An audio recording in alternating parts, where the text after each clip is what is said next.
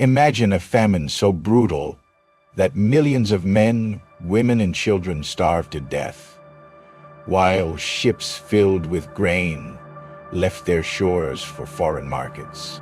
This is not a story from ancient history. It happened in 1943 in Bengal, India, under British colonial rule.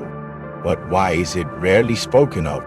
And what role did Winston Churchill, the man often praised as a hero of World War II, truly play in this catastrophe? Bengal was once known as the rice bowl of India, fertile and abundant, yet in 1943, the fields that had fed generations became graveyards of famine. Crops were not destroyed by nature. No massive drought, no biblical flood. Instead, the famine was man-made, and that is where this story turns dark. As World War II raged, the British Empire saw India not as a home for millions, but as a supply base for their military.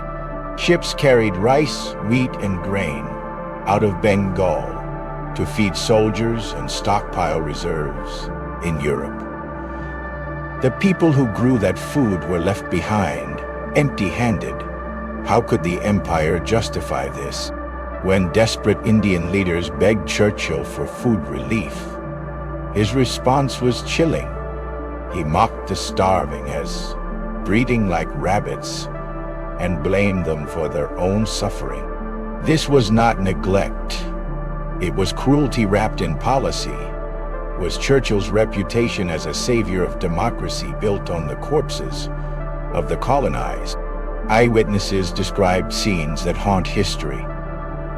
Children with bloated bellies lying in the dirt, mothers carrying lifeless infants through the streets of Calcutta, and corpses piled on roadsides as carts rolled past without stopping. The smell of death became part of the air. It wasn't just famine.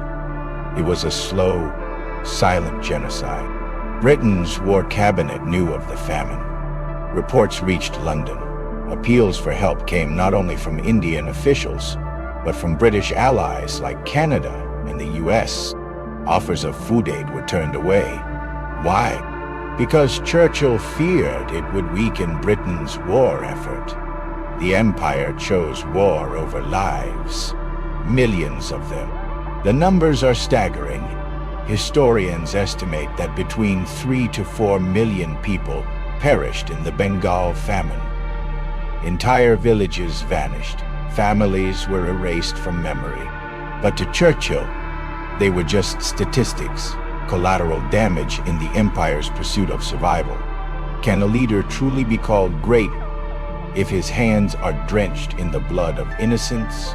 Western history books often paint Churchill as a giant of freedom, a bulldog who stood against tyranny, yet the same man allowed, and even worsened, one of the deadliest famines of the 20th century.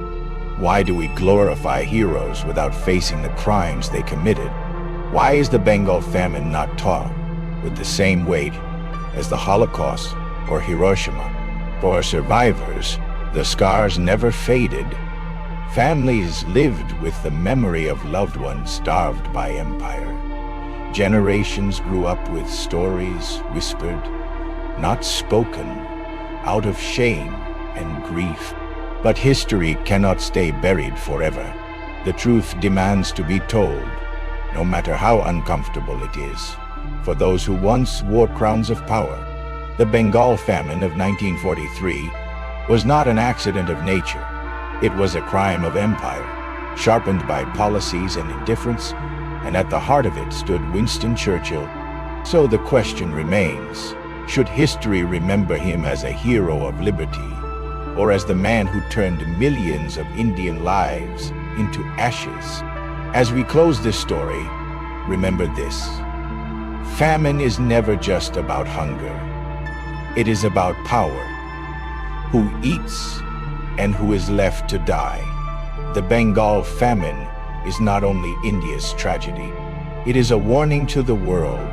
When leaders choose war, pride, or politics over humanity, The cost is always paid in human lives.